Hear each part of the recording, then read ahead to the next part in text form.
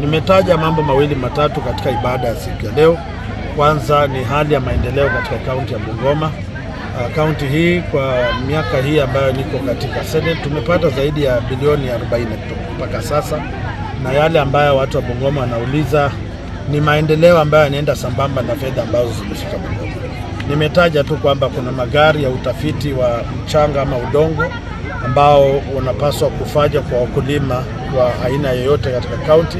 Hayo magari yamekwama, yako pale kwenye mawe, na miaka miwili ama mmoja uliopita hayo magari yalionekana Tanzania, watu wakiyatumia kufanya utafiti Tanzania, na ni jambo la kusikitisha kwamba sasa watu wa Bungoma hawapati manufaa ya mashini hizo.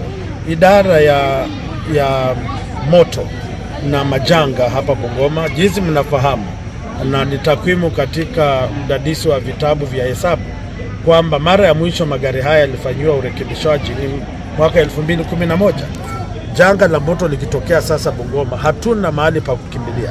Sisi tutakuwa tukiomba Busia, Trans Nzoia na Kakamega, na fedha zipo kwenye bajeti. Haya ndio mambo nimekuwa nauliza Wakristo kwamba lazima tusimame kidete na tujitetee wenyewe. Nimezungumza kuhusiana na barabara pacha ambayo ni dual carriage.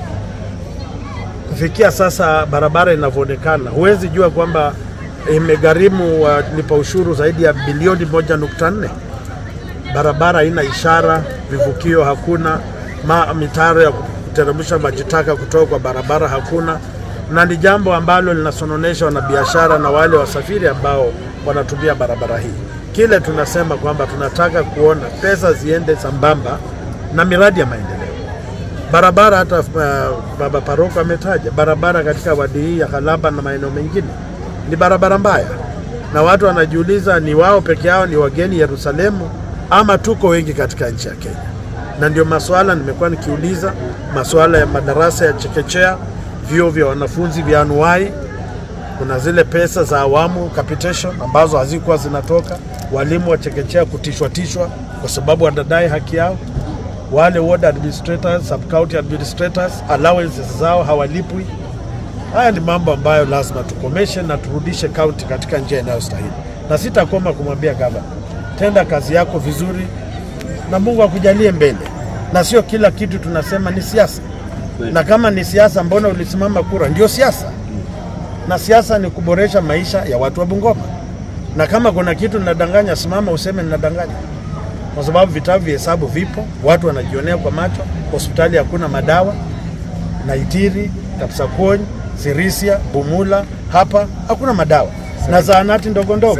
Nasema ukweli